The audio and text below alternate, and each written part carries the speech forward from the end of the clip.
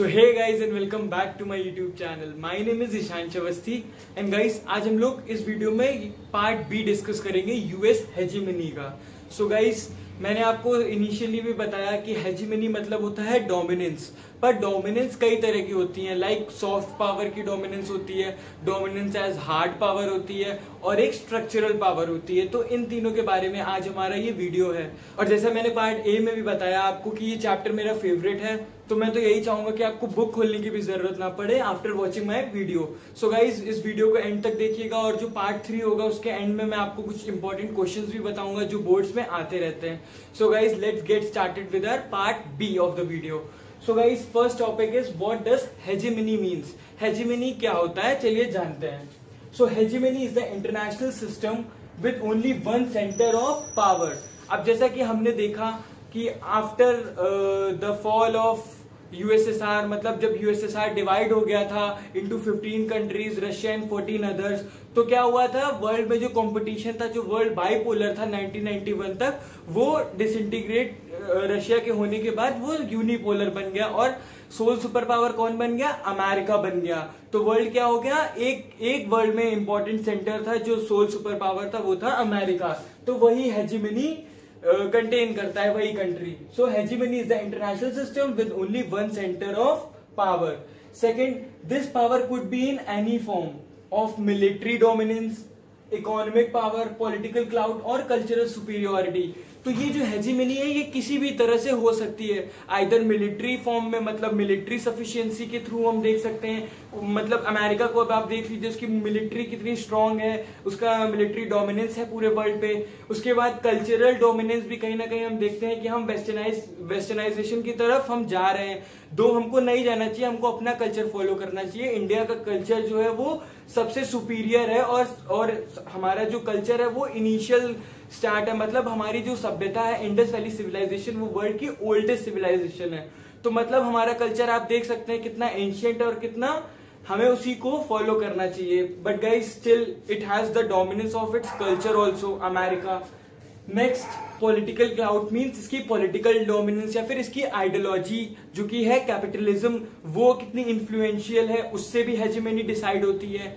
और एक और है इकोनॉमिक पावर. अब हम देखते हैं कि इकोनॉमिक पावर, अमेरिका वर्ल्ड की सबसे बड़ी इकोनॉमिक पावर है, वो यूनाइटेड नेशन को भी सबसे ज्यादा स्पॉन्सर वही करती है. मीन सबसे ज्यादा जो टैक्सेस हैं वो अमेरिका से जाते हैं यूएन के लिए, और वो उस ट्रेड भी पूरे वर्ल्ड से करती है, सबसे ज्यादा डेवलप्ड भी है in any form, either it is military और इट इज इकोनॉमिक.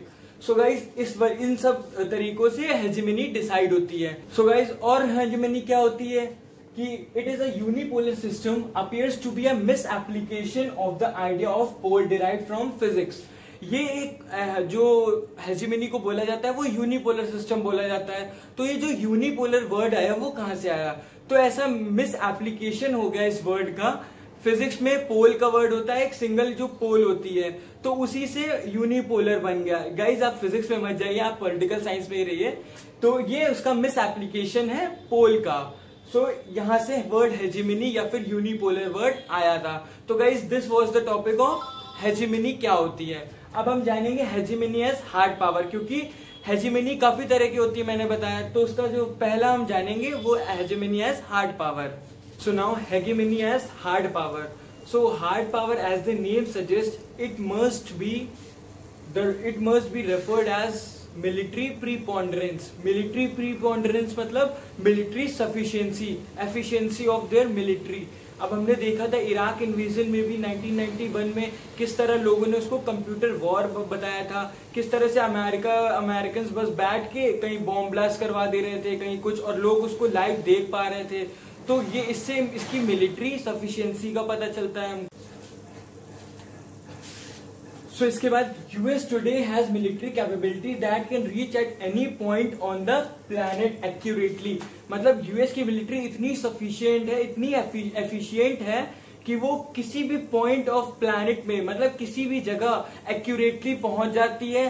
कहीं भी एक्यूरेटली अगर उसकी मान लीजिए वॉर हो गया तो वो रिटेलिएट कर सकती है, एक्यूरेटली अटैक कर सकती है, बॉम्ब ब्लास्ट करवा सकती है, मिसाइल अटैक करवा सकती है. इतनी सफिशिएंट है इसकी मिलिट्री. इसके बाद no other power could remotely match US in military capabilities as it spent more than its 12 power combined in pentagon budget. Pentagon budget क्या होता है? जो मिलिट्री बजट होता है यूएस का, पेंटागन बिल्डिंग में बनाया जाता है। तो इसका जो पेंटागन बजट है वो नेक्स्ट जो 12 पावर से, मान लीजिए रशिया हो गई, इंडिया हो गई, इजराइल हो गई, ये सारी जो पावरफुल कंट्रीज है, ये सब मिला के जितना अपनी मिलिट्री में एक्सपेंडिचर करते हैं, उनका कंबाइंड बजट मिला के ये अकेले करता है यूएस। तो जाहिर सी बात है इसकी मिलिट्री सफिशिएंसी कितनी होगी। और इसके बाद imperial power though through history have used military forces to conquer, deter, punish and police. जो इंपीरियल मतलब जो एंशियंट टाइम में जो पावर्स होती थी वो मिलिट्री का यूज किस तरह करती थी?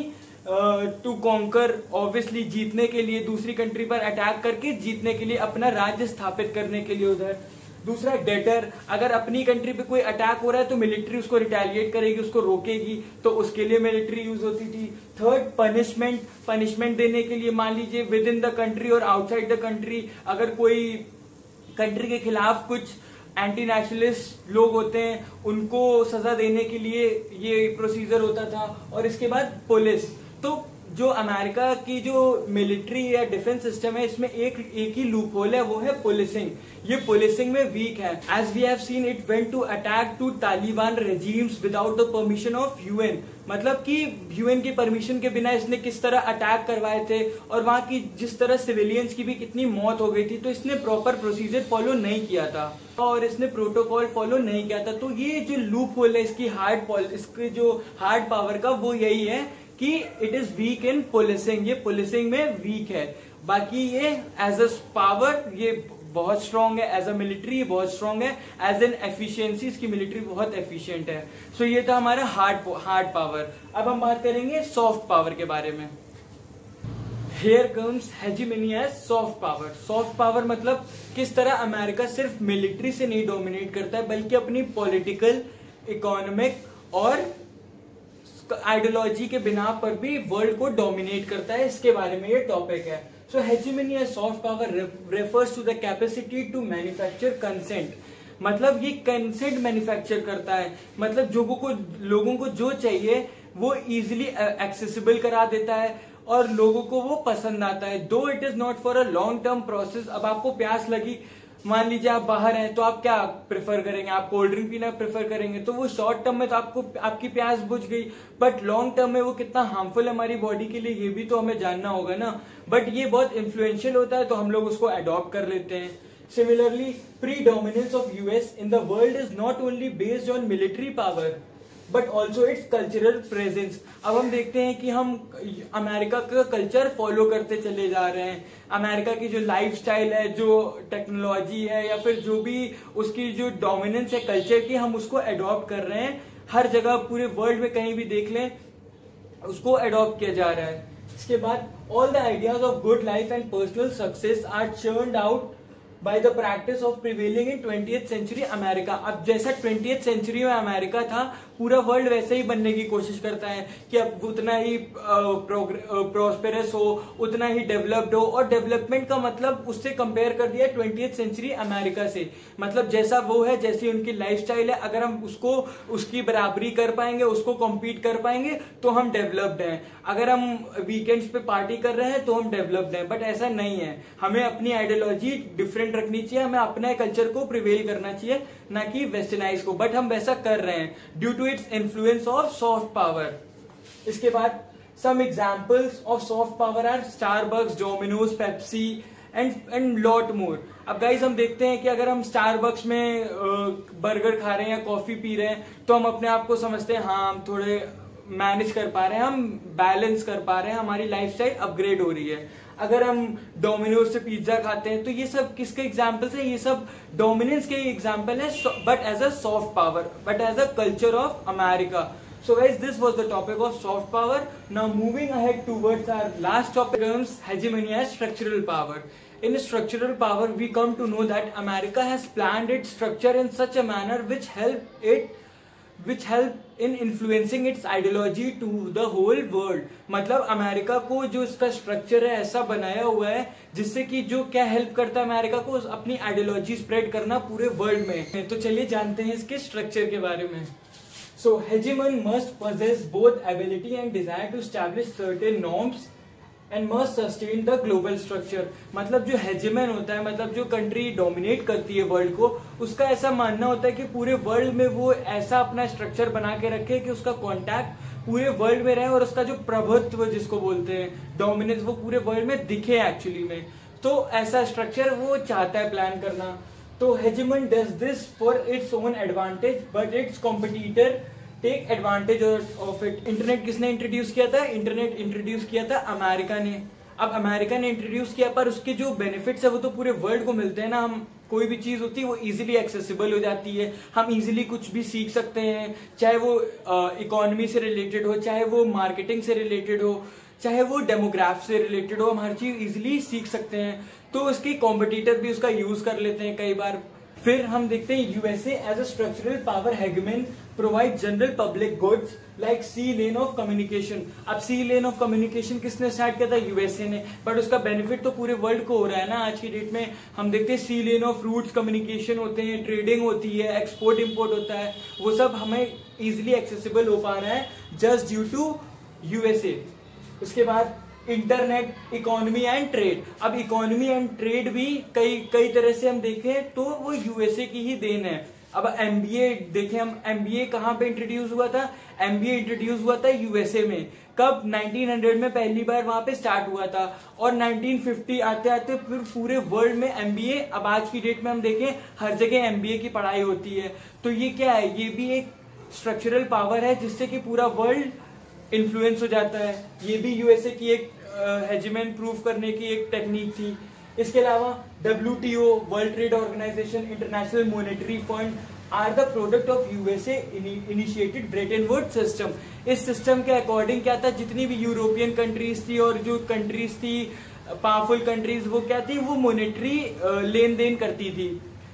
सो गाइज इसी के साथ हमने हेजेमनी या स्ट्रक्चरल पावर कंप्लीट कर लिया है। अब गाइज मैं आपको बताऊंगा कि जो 3 बच्चों के नाम हमने स्टार्टिंग में पढ़े थे, आयशा, जाबू एंड आंद्रेई, उनका इन 3 पावर से कैसा रिलेशन है।